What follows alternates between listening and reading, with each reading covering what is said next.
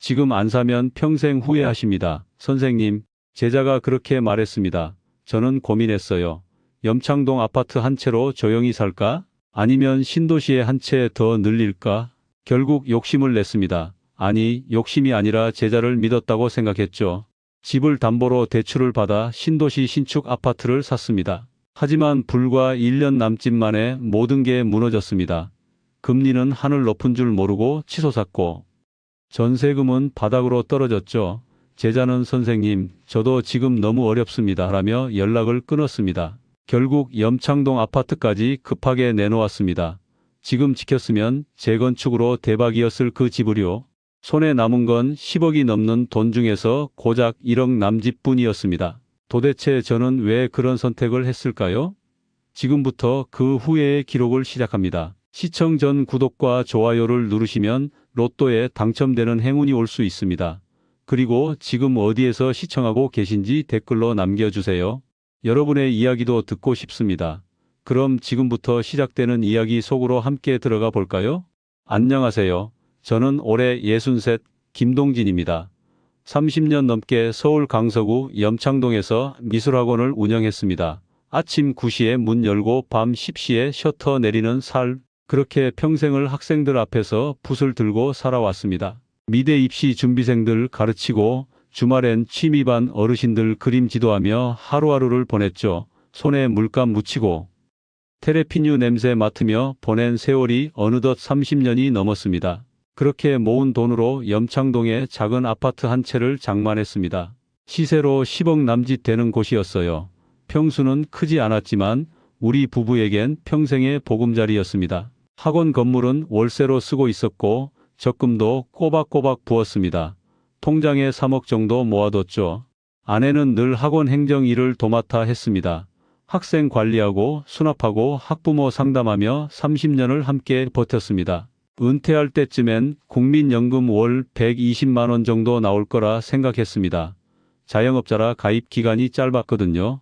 하지만 염창동 아파트 한 채와 적금 3억이면 충분하다고 믿었습니다. 아들은 이미 결혼해서 분가했고 이제는 부부 둘이서만 조용히 살면 됐으니까요. 병원비 조금, 생활비 조금, 가끔 손주들 용돈 주는 정도면 충분할 거라 생각했습니다. 그래서 늘 마음 한편에는 이 집만 지키면 노후는 걱정 없다는 안도감이 자리 잡고 있었습니다. 언젠가 염창동도 재개발 소식 들리면 더 좋아지겠지 하는 기대도 있었고요. 그런데 말입니다. 인생은 언제나 방심한 틈을 파고드는 법입니다. 은퇴하고 2달쯤 지났을 때였습니다. 학원 정리하고 한가해진 어느 날 오후였죠. 휴대폰이 울렸습니다. 낯익은 이름이 떴어요.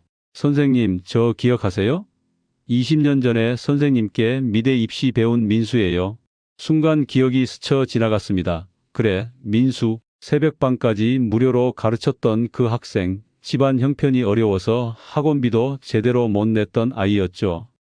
민수야, 그럼 잘 지내고 있었니? 네, 선생님. 지금 부동산 중개업 하고 있어요. 선생님 덕분에 인생 바뀌었습니다. 한번 뵙고 싶은데 시간 괜찮으세요? 며칠 뒤 민수를 만났습니다. 염창동 근처 깔끔한 부동산 중개업소였어요. 간판에 민수공인중개사 사무소라고 적혀 있었습니다. 들어서니 민수가 활짝 웃으며 악수를 청했습니다. 선생님, 정말 오랜만입니다. 20년 전 앙상했던 그 학생이 이제는 정장을 쭉 빼입고 자신감 넘치는 모습으로 서 있었습니다. 순간 가슴이 뭉클했습니다. 민수야, 이렇게 잘 됐구나. 선생님이 얼마나 기쁜지 몰라. 민수는 차를 따라주며 말했습니다. 선생님, 솔직히 말씀드리면 저 지금 꽤 잘 나가요. 이 사무소 건물도 제 겁니다. 저는 놀라서 물었습니다. 진짜? 어떻게 그렇게 됐어? 부동산이요. 선생님, 요즘 부동산 하면 대박이에요. 특히 신도시 신축 아파트는 무조건 오릅니다. 그때부터 민수는 이야기를 풀어놓기 시작했습니다. 자기가 어떻게 신도시 아파트 2채를 샀고 그게 어떻게 올랐는지, 지금 얼마나 수익이 났는지. 선생님, 저 솔직히 갭 투자로 2채 샀는데요. 제 돈은 거의 안 들어갔어요. 전세 끼고 대출 조금 받으면 되거든요. 저는 그 말을 들으며 고개를 끄덕였습니다. 갭 투자라는 말은 들어봤지만 자세히는 몰랐거든요. 그런데 선생님, 지금이 마지막 기회예요. 신도시 신축은 지금 분양가보다 훨씬 오를 겁니다. 제가 봐도 최소 2억은 더 오를 것 같아요. 민수는 책상 위에 신축 아파트 분양 광고를 펼쳐 보였습니다. 깔끔한 아파트 족감도와 주변 환경이 인쇄된 팜플렛이었습니다. 선생님, 여기 한번 보세요. 이 단지 정말 좋아요. 교통도 좋고 학군도 좋고 지금 15억 정도면 살 수 있는데 1년만 지나면 18억은 갑니다. 저는 팜플렛을 넘기며 물었습니다. 그런데 민수야, 15억이면 내가 어떻게 사니? 그런 돈이 어디 있어? 민수가 웃으며 대답했습니다. 선생님, 그게 갭 투자예요. 전세 10억 끼면 되거든요. 그럼 선생님은 5억만 대출 받으시면 돼요. 5억 대출? 네, 염창동 아파트 담보로 잡으시면 됩니다. 요즘 금리도 낮아서 이자 부담 별로 안 돼요. 그 순간 제 머릿속에서 계산기가 돌아가기 시작했습니다.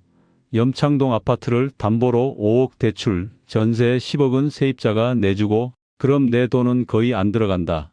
근데 민수야, 그게 정말 안전한 거니? 민수는 자신 있게 고개를 끄덕였습니다. 선생님, 제가 선생님 해칠 리 없잖아요. 저도 지금 두 채 이렇게 하고 있어요. 정말 괜찮아요. 그 말을 들은 순간 제 마음이 흔들리기 시작했습니다. 민수는 제가 20년 전 무료로 가르쳤던 제자였습니다. 결혼식 때 주례까지 섰던 아이였어요. 그런 제자가 저를 속일 리 없다고 생각했습니다. 집으로 돌아오는 길 내내 머릿속이 복잡했습니다. 지하철 안에서도 집 앞 편의점에서 우유를 사면서도 온통 그 신축 아파트 이야기뿐이었습니다. 집에 들어서자 아내가 저녁 준비하며 물었습니다. 오늘 어디 갔다 왔어? 얼굴이 뭔가 달라 보이는데 저는 거실 소파에 앉아 한참을 말없이 있다가 입을 열었습니다. 여보, 오늘 민수 만났어. 민수? 20년 전 그 학생? 응, 지금 부동산 중개업 하는데 꽤 잘 됐더라. 건물도 샀대. 아내는 놀란 표정으로 물었습니다. 진짜? 그 집안 형편 어려웠던 애가? 그래, 근데 말이야. 저는 잠시 망설이다 말했습니다. 민수가 그러는데 신도시 아파트 투자하면 좋다고 하더라. 아내의 표정이 굳어졌습니다. 투자? 우리 나이에 무슨 투자야? 아니, 들어봐. 갭 투자라고 있는데 우리 돈은 거의 안 들어간대. 전세 끼고 대출 조금만 받으면 되는 거래. 아내는 고개를 저으며 말했습니다. 그게 무슨 소리야? 대출 받는 게 어디? 우리 돈 안 들어가는 거야. 이자는 누가 내는데? 그건 연금으로 낼 수 있어. 계산해 봤는데. 금리가 지금 1.5% 정도니까 5억 빌리면 한 달에 60만 원 정도야. 60만 원이면 연금에서 반이 나가는 거잖아. 그래도 집값이 오르면 그게 다 우리 돈이야. 민수가 그러는데 1년만 있으면 2억은 오른대. 아내는 여전히 고개를 저었습니다. 민수가 뭘 안다고 그냥 장사하려고 그러는 거 아니야? 그 말에 저는 발끈했습니다. 야, 민수가 어떤 애인데 내가 무료로 가르쳤고 결혼식 주례까지 선 애야. 그런 애가 나한테 거짓말하겠어? 아내는 더 이상 말하지 않았습니다. 그날 밤 우리는 서로 말없이 잠자리에 들었습니다. 하지만 저는 잠이 오지 않았습니다. 침대에 누워 천장만 바라보며 계속 생각했습니다. 염창동 한 채로 만족할 거야? 아니면 한 채 더 늘려볼까? 며칠 뒤 민수에게 다시 전화가 왔습니다. 선생님, 그 단지 분양 마감 임박이래요. 지금 안 하시면 기회 없어요. 민수야, 근데 이자 부담이 좀 되는데. 선생님, 제가 계산해 드릴게요. 지금 금리 1.5%면 정말 낮은 거예요. 나중에 오르더라도 집값이 더 빨리 오르니까 걱정 마세요. 그래도 좀 불안한데. 선생님, 민수의 목소리가 진지해졌습니다.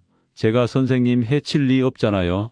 저도 지금 두 채 이렇게 하고 있어요. 정말 괜찮습니다. 선생님 믿으세요? 그 말에 제 마음이 완전히 넘어갔습니다. 그래, 민수가 나를 속일 리 없어. 20년 은혜를 잊을 아이가 아니야. 그날 저녁 아내에게 다시 말했습니다. 여보, 민수 말 들어보니까 정말 괜찮은 것 같아.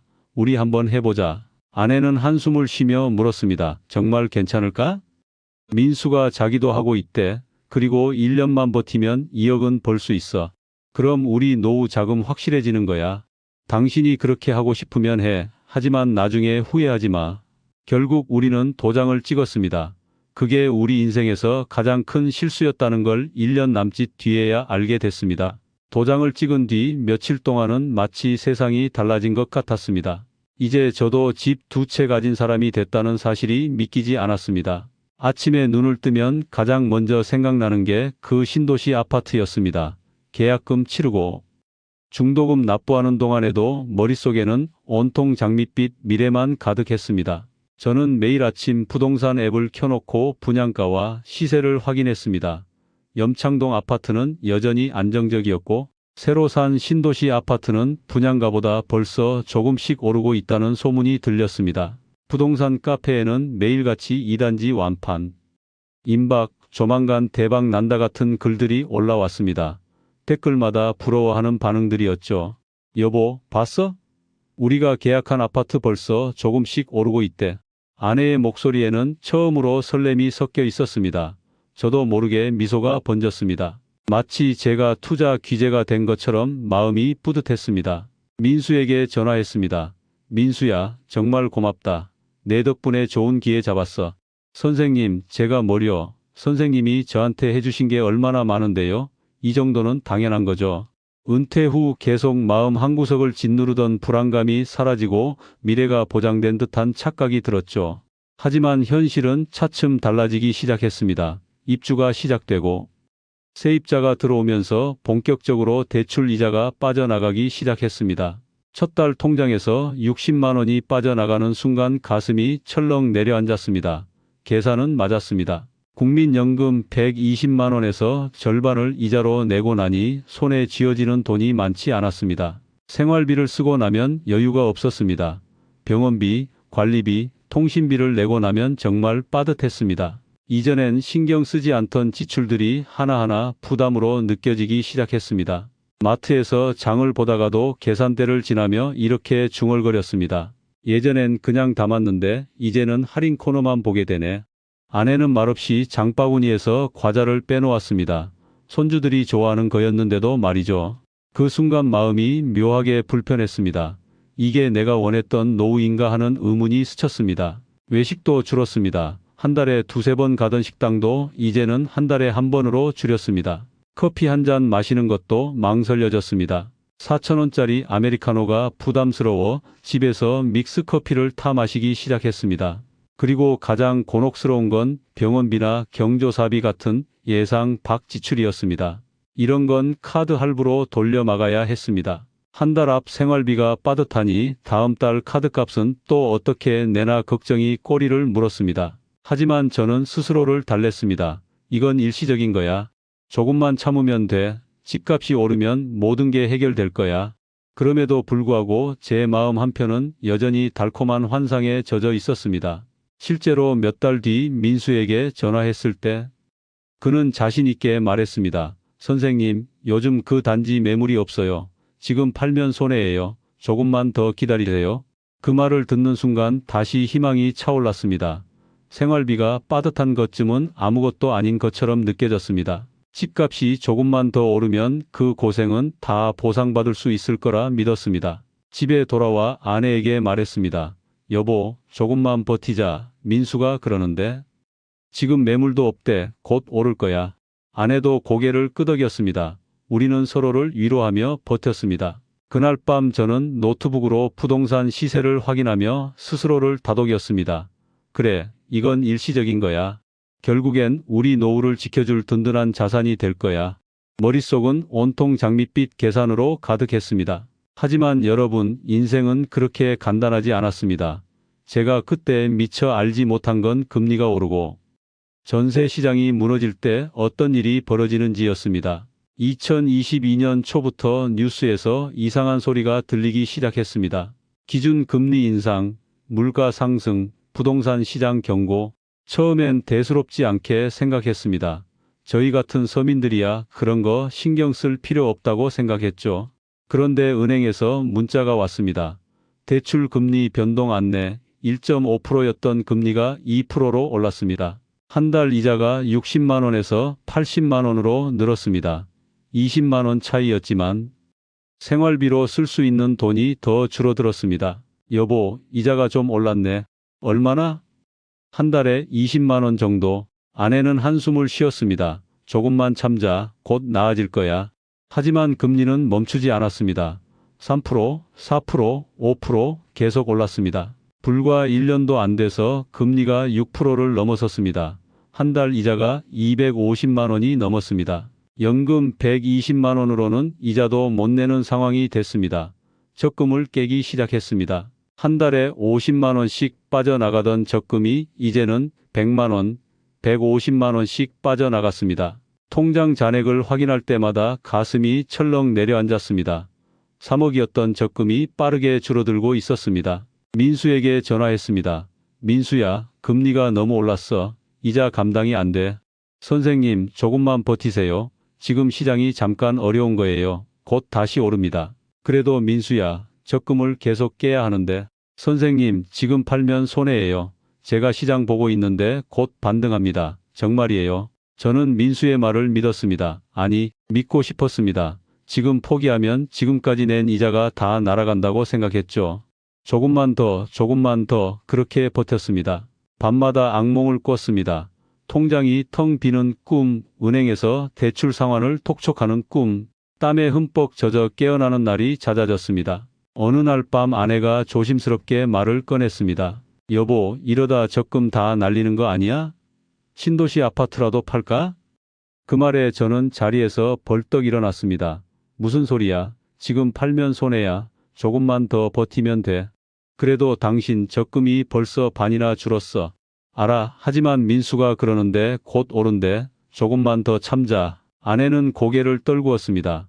저는 아내의 축 처진 어깨를 보며 죄책감이 밀려왔지만 동시에 화가 났습니다. 왜 그렇게 쉽게 포기하려 하냐고. 조금만 더 버티면 된다고. 하지만 그 순간 제 안에서 무언가가 무너져 내렸습니다. 그리고 더 큰 문제가 찾아왔습니다. 2023년 여름이었습니다. 세입자에게서 전화가 왔습니다. 사장님, 죄송한데요. 저희 전세 재계약할 때 10억은 이제 못 맞춰요. 네? 그게 무슨 말씀이세요? 요즘 시세가 많이 떨어졌잖아요. 6억 정도로 재계약하고 싶은데요. 그 순간 눈앞이 캄캄해졌습니다. 전세금이 4억이나 떨어진다. 그럼 그 차액 4억은 누가 메우나요? 바로 저였습니다. 전화를 끊고 주저앉았습니다. 손이 떨렸습니다. 4억을 어디서 구하나? 적금 남은 게 1억 남짓, 나머지 3억은 어디서 만들어야 하나? 민수에게 급하게 전화했습니다. 민수야, 큰일 났어. 세입자가 전세금 4억 낮춘대. 네? 그게 무슨 소리예요? 지금 시세가 떨어져서 10억을 못 맞춘데 6억으로 재계약하자는데 나머지 4억은 내가 어떻게 메워? 전화기 너머로 민수가 한숨 쉬는 소리가 들렸습니다. 선생님, 그게 지금 전세 시장이 많이 안 좋긴 해요. 민수야, 어떻게 해야 돼? 4억을 어디서 구해? 선생님, 추가 대출을 받으셔야 할 것 같은데요. 추가 대출이 가능해? 염창동 아파트 담보 여력이 남아있으면 가능할 거예요. 한번 알아보세요. 은행에 갔습니다. 대출 상담을 받았습니다. 직원은 고개를 저었습니다. 고객님, 지금 DSR 규제 때문에 추가 대출이 어렵습니다. 이미 대출이 많으시고 소득 대비 상환 능력이 부족해요. 그럼 어떻게 해야 하나요? 다른 자산을 처분하시거나 아니면 염창동 아파트를 담보로 한도를 늘리시든지. 결국 염창동 아파트를 추가 담보로 잡고 3억을 더 빌렸습니다. 그 순간 총 대출 원금은 8억이 넘었습니다. 한 달 이자는 400만 원이 넘어갔습니다. 연금 120만 원으로는 이자의 3분의 1도 못 냈습니다. 적금은 빠르게 바닥을 드러냈습니다. 카드값은 계속 쌓였습니다. 그날 집에 돌아와 아내에게 대출 계약서를 내밀었을 때 아내는 말없이 눈물을 흘렸습니다. 소파에 앉아 어깨를 떨며 우는 아내를 보면서도 저는 말했습니다. 곧 오를 거야. 조금만 버티자. 하지만 제 자신도 그 말을 믿지 못했습니다. 제 목소리는 점점 작아졌고 아내는 고개를 저었습니다. 며칠 뒤 은행에서 독촉장이 날아왔습니다. 연체가 시작된 겁니다. 카드값과 대출 이자를 동시에 내지 못한 결과였습니다. 연체라는 단어가 빨간 글씨로 찍힌 서류를 손에 쥐고 있는데 온몸에서 식은땀이 흘렀습니다. 신용 등급이 떨어진다. 대출이 회수될 수도 있다. 최악의 경우 집이 경매로 넘어간다. 머릿속에 온갖 최악의 시나리오가 스쳐 지나갔습니다. 민수에게 다시 전화했습니다. 민수야, 나 이제 진짜 안 되겠어. 연체까지 시작됐어. 선생님. 민수의 목소리가 떨렸습니다. 민수야, 내가 그랬잖아. 곧 오른다고. 지금 어떻게 된 거야? 선생님, 지금 저도 너무 어렵습니다. 뭐? 선생님, 죄송한데요. 저도 지금 제 걸 손절하느라 정신이 없어요. 시장이 이렇게 될 줄 몰랐습니다. 민수야, 내가 나한테 뭐라고 했어? 절대 안전하다고 했잖아. 선생님, 정말 죄송합니다. 저도 예상 못했어요. 전화가 끊겼습니다. 그 뒤로 민수는 전화를 받지 않았습니다. 문자를 보냈습니다. 읽음 표시만 떴고 답장은 없었습니다. 그날 밤 아내가 조용히 말했습니다. 여보, 그냥 신도시 아파트 정리하자. 손해보더라도 이자는 막아야 해. 저는 고개를 숙였습니다. 더 이상 버틸 힘이 없었습니다. 결국 저는 부동산 중개업소에 들렀습니다. 민수가 아닌 다른 곳이었죠. 민수 사무소는 차마 갈 수 없었습니다. 사장님, 이 아파트 급매로 내놓고 싶은데요. 중개업소 사장은 서류를 보더니 한숨을 쉬었습니다. 사장님, 이 단지 지금 매물이 넘쳐나요? 다들 급하게 내놓고 있어서요. 그래도 팔아야 합니다. 얼마에 가능할까요? 15억 주고 사셨다고요? 지금은 11억 정도 봐야 할 것 같은데요. 그것도 빨리 나갈지 장담 못합니다. 11억, 15억 주고 산 집이 11억, 4억 손해였습니다. 거기에 지금까지 낸 대출 이자만 해도 수천만 원이었습니다. 그럼 그렇게 해주세요. 빨리 내놓아 주세요. 집에 돌아오는 길 버스 창밖으로 스쳐가는 아파트 단지들을 보며 생각했습니다. 나는 왜 이 길에 들어섰을까? 그냥 염창동 아파트 한 채로 만족했으면 됐는데, 연금 받으며 조용히 살았으면 됐는데, 후회가 밀려왔습니다. 민수의 말을 듣지 말걸, 계산기를 두드리던 그날, 밤 도장을 찍지 말걸, 욕심을 부리지 말걸. 하지만 이미 늦었습니다. 몇 주 뒤 매수인이 나타났습니다. 10억 5천만 원을 부르더군요. 중개업소 사장은 지금 이게 최선이라고 말했습니다. 결국 10억 5천만 원의 계약서에 도장을 찍었습니다. 그 순간 제 손이 덜덜 떨렸습니다. 15억 주고 산 집을 10억 5천만 원에 판 겁니다. 4억 5천만 원 손해. 거기다 몇 년간 낸 대출 이자까지 합치면 실제 손실은 5억이 넘었습니다. 평생 모은 돈이 눈앞에서 사라지고 있었습니다. 신도시 아파트를 정리하고 대출 5억을 갚았습니다. 하지만 추가로 빌린 3억은 그대로 남았습니다. 염창동 아파트에는 여전히 3억 대출이 묶여 있었습니다. 한 달 이자가 150만 원이었습니다. 연금 120만 원으로는 이자도 못 냈습니다. 적금은 이미 바닥이었습니다. 어느 날 밤 아내가 조용히 말했습니다. 여보, 이제 염창동도 정리해야 할 것 같아. 염창동을? 응, 이자를 못 내잖아. 이러다 경매 넘어가면 더 큰일이야. 저는 한참을 말없이 앉아 있었습니다.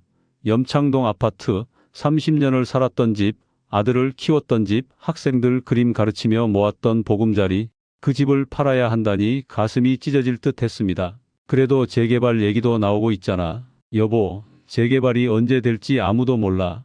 우리 지금 당장 이자도 못 내는데. 아내의 말이 맞았습니다. 현실은 잔인했습니다. 중개업소를 통해 시세를 알아보니 염창동 아파트도 이미 하락세였습니다.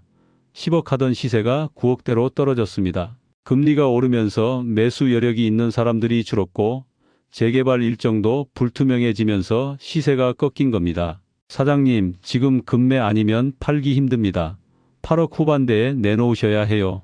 8억 후반, 재개발 기대감 하나로 버텼는데 결국 1억 넘게 손해보고 팔아야 한다니. 며칠 뒤 우리는 결국 염창동 아파트 매매 계약서에 도장을 찍었습니다. 매수인과 마주 앉아 계약서를 쓰는데 제 손이 덜덜 떨렸습니다. 최종 매각가는 8억 8천만 원, 담보대출 3억을 갚고 나니 손에 남은 돈은 5억 8천만 원.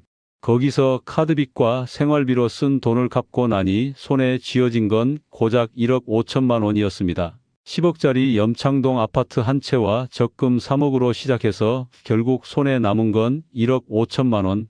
평생 모은 자산이 이렇게 줄어든 겁니다. 이사 날 빈집에 마지막으로 둘러보러 들어갔을 때 벽에 걸린 낡은 가족 사진이 눈에 들어왔습니다. 아들이 어릴 적 웃고 있던 모습, 그 앞에서 활짝 웃던 제 얼굴, 거실 한가운데 섰던 크리스마스 트리, 명절 때마다 온 가족이 모여 밥 먹던 식탁, 30년의 추억이 스쳐 지나갔습니다. 그 사진을 떼어내는 순간 눈물이 왈칵 쏟아졌습니다. 내가 무슨 짓을 한 거지? 아내는 제 어깨를 조용히 감싸 안았습니다. 하지만 그 위로마저 제 가슴속 공허함을 메워주진 못했습니다. 마지막으로 현관문을 잠그고 나오는데 다리가 후들거렸습니다. 복도 끝까지 걸어가는 동안 뒤돌아보지 않으려 애썼습니다. 뒤돌아보면 주저앉을 것 같았습니다. 그날 밤 저는 인천 외곽에 구한 작은 빌라의 좁은 방에서 천장을 바라보며 스스로에게 물었습니다. 내가 정말 잘못한 건 욕심을 부린 걸까? 아니면 끝까지 현실을 인정하지 못한 걸까? 노후의 안전망이라고 믿었던 모든 것이 무너져 내린 지금 저는 처음으로 두려움이 아닌 완전한 공허함을 느꼈습니다. 옆방에서는 아내가 조용히 일기장을 꺼내 무언가 적고 있었습니다. 작은 스탠드 불빛 아래 고개 숙인 아내의 뒷모습이 유난히 작아 보였습니다. 저 때문에 아내까지 이런 고생을 시키고 있다는 생각에 눈물이 또 났습니다. 그냥 염창동 아파트 한 채로 만족했으면 좋았을 것을, 연금 받으며 조용히 살았으면 좋았을 것을, 욕심만 부리지 않았어도 지금쯤 재개발 소식에 가슴 설레며 편안하게 살고 있었을 텐데, 하지만 이미 늦었습니다. 돌이킬 수 없었습니다. 저는 그날 밤 처음으로 완전히 무너졌습니다. 인천 외곽 빌라에서의 첫 달은 참혹했습니다. 월세 50만 원을 내고 나면 국민연금 120만 원 중 70만 원이 남았습니다. 거기서 관리비와 전기세, 가스비를 내고 나니 60만 원 남짓, 약값과 보험료, 병원비까지 빼고 나면 실제 생활비로 쓸 수 있는 돈은 40만 원도 채 안 됐습니다. 그 돈으로 두 사람이 한 달을 버텨야 했습니다. 마트에 가면 장바구니는 점점 가벼워졌습니다. 예전엔 그냥 담던 고기와 과일 대신 이제는 할인 스티커 붙은 채소와 유통기한 임박한 빵을 집어들었습니다. 아내는 늘 계산대 앞에서 장바구니를 다시 열어보며 몇 개를 빼내곤 했습니다. 집은 더 좁아졌습니다. 염창동 아파트 거실 한가운데 두던 큰 식탁은 처분해야 했습니다. 빌라 거실은 서너 평 남짓이라 간신히 작은 테이블 하나만 둘 수 있었습니다. 냉장고도 작아졌고 옷장도 작아졌고 창문도 작아졌습니다. 북향 빌라라 하루 종일 어둡고 습했습니다. 무엇보다 마음이 가장 힘들었습니다. 밤이면 아내는 말없이 창밖을 바라보곤 했습니다. 저는 그 침묵 속 깊은 한숨을 들으면서도 모른 척했습니다. 내가 이 사람을 여기까지 끌어내렸구나. 죄책감에 눈물이 날 것 같았지만 눈물조차 나오지 않았습니다. 생활비를 메우기 위해 저는 결국 다시 일을 찾아야 했습니다. 63세의 나이에 은퇴했는데 다시 일자리를 찾는다는 게 처음엔 자존심이 상했습니다. 하지만 현실 앞에서 자존심은 사치였습니다. 근처 노인복지관에서 미술 강사 자리가 있다는 소식을 들었습니다. 일주일에 3번 오후 2시간씩 어르신들께 그림을 가르치는 일이었습니다. 급여는 한 달에 80만 원 남짓, 많은 돈은 아니었지만 생활비를 보탤 수 있었습니다. 다시 붓을 들고 사람들 앞에 섰습니다. 하지만 이번엔 미대 입시를 준비하는 젊은 학생들이 아니라 70대 어르신들이었습니다. 어느 날 수업 후 한 어르신이 제게 다가왔습니다. 선생님, 그림 가르쳐 주셔서 감사해요. 살면서 이렇게 붙잡아 보는 게 처음이에요. 그 말을 듣는 순간 가슴 한편이 따뜻해졌습니다. 아, 이것도 나쁘지 않구나. 주말에는 새벽 택배 상하차 아르바이트를 했습니다. 아내는 말렸지만 생활비가 부족하니 방법이 없었습니다. 새벽 5시에 일어나 택배 집화장으로 갔습니다. 땀에 젖은 손으로 무거운 박스를 옮기면서 스스로에게 물었습니다. 내가 왜 여기까지 왔을까? 허리가 아팠습니다. 무릎도 아팠습니다. 하지만 돈을 벌어야 했습니다. 한 달에 40만 원이라도 더 벌어야 생활비가 맞았습니다. 그렇게 몇 달을 보내던 어느 날이었습니다. 용무가 있어 염창동 쪽을 지나가게 됐습니다. 30년을 살았던 동네였지만 이제는 낯선 곳처럼 느껴졌습니다. 버스에서 내려 걷다가 민수의 부동산 중개업소 앞을 지나게 됐습니다. 유리창 너머로 안이 보였습니다. 민수가 책상에 앉아 손님과 상담하고 있었습니다. 여전히 깔끔한 정장 차림에 자신감 넘치는 모습이었습니다. 저는 그 자리에 멈춰 섰습니다. 들어가야 하나? 뭐라고 말해야 하나? 그때 민수가 고개를 들어 창밖을 봤습니다. 우리 눈이 마주쳤습니다. 민수의 얼굴이 순간 굳었습니다. 당황한 표정으로 고개를 돌렸습니다. 손님에게 뭐라 말하더니 급하게 안쪽으로 사라졌습니다. 저는 그 자리에 서서 빈 중개업소 안을 바라봤습니다. 유리창에 비친 제 모습이 보였습니다. 낡은 점퍼에 구부정한 어깨, 초췌한 얼굴, 이게 30년 미술학원 원장이었던 제 모습인가? 발길을 돌렸습니다. 더 이상 볼 것도 할 말도 없었습니다. 집으로 돌아오는 버스 안에서 아내에게 문자를 보냈습니다. 오늘 민수 봤어. 아내에게서 답장이 왔습니다. 뭐라고 하던? 아무 말 안 했어. 나 보자마자 피하더라. 잠시 후 아내의 답장. 당신은 평생 사람만 믿고 살았어. 그게 독이 됐어. 그 문자를 보는 순간 눈물이 왈칵 쏟아질 뻔했습니다. 버스 창밖을 바라보며 참았습니다. 아내 말이 맞았습니다. 저는 평생 사람을 믿고 살았습니다. 제자를 믿었고 선의를 믿었고 의리를 믿었습니다. 하지만 돈 앞에서 사람은 변한다는 걸 너무 늦게 알았습니다. 그날 밤 저는 아내에게 말했습니다. 미안해. 이제는 집값 욕심 같은 거 안 부릴게. 그냥 이렇게라도 우리 둘이 함께 버티자. 아내는 조용히 고개를 끄덕였습니다.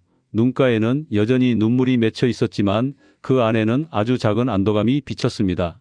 여보, 우리 그래도 건강하잖아. 아직 일할 수 있잖아. 그걸로 됐어. 아내의 그 말에 저는 처음으로 조금이나마 앞을 볼 수 있었습니다. 물론 예전처럼 살 수는 없습니다. 염창동 아파트로 돌아갈 수도 없고 재개발 소식을 들을 때마다 가슴이 미어집니다. 하지만 이제는 받아들여야 합니다.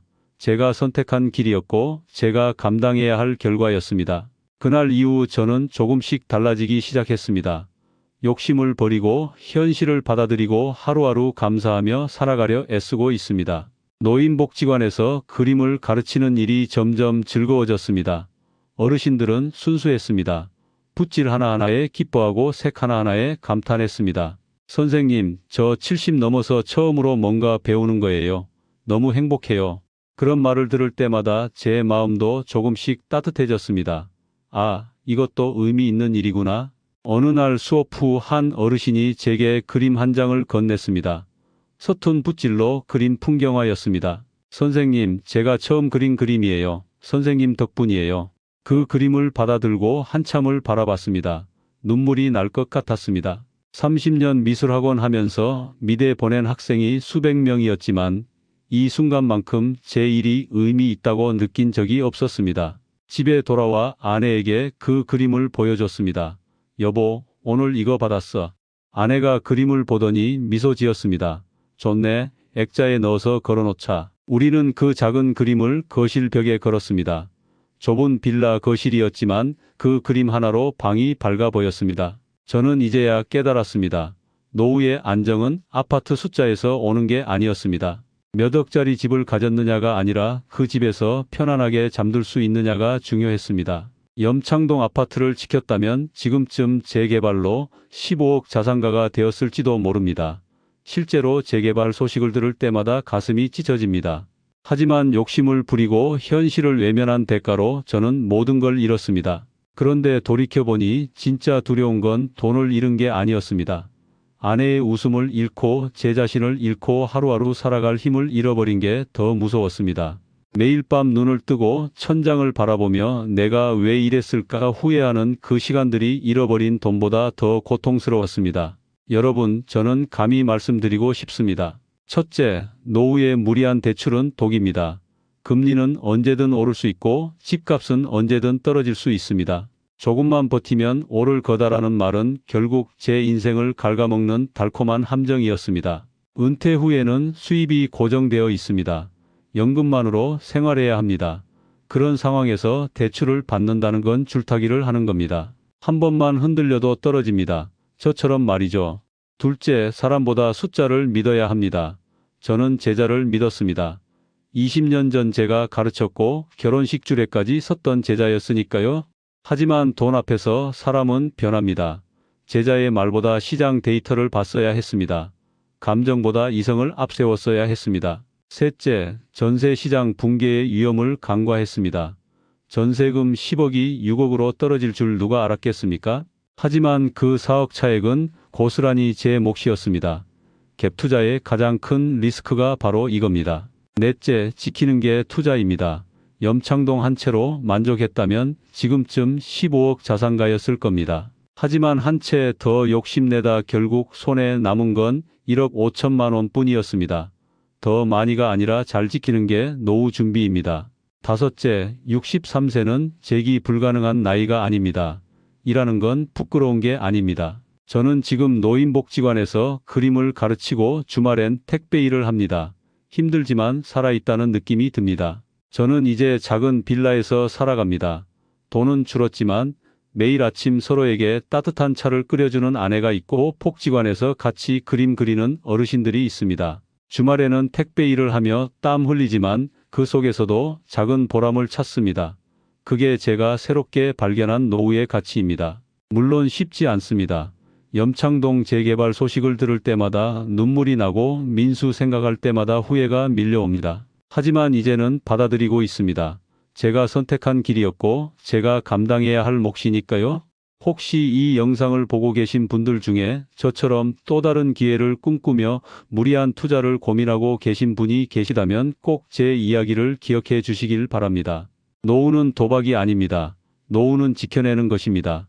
지금 손에 쥔 작은 안정을 잃지 않는 것이 가장 큰 자산이라는 걸 저는 너무 늦게 깨달았습니다. 집 한 채 더 가지려다 평생 모은 것을 다 잃는 것보다 지금 가진 것을 지키며 편안하게 사는 게 진짜 노후 준비입니다. 제자의 말 한마디에 흔들리지 마십시오. 부동산 카페에 장밋빛 전망에 속지 마십시오. 중개업소 사장에 지금 안 사면 후회한다는 말에 넘어가지 마십시오. 은퇴 후에는 욕심보다 안정이 답입니다. 수익보다 보존이 답입니다.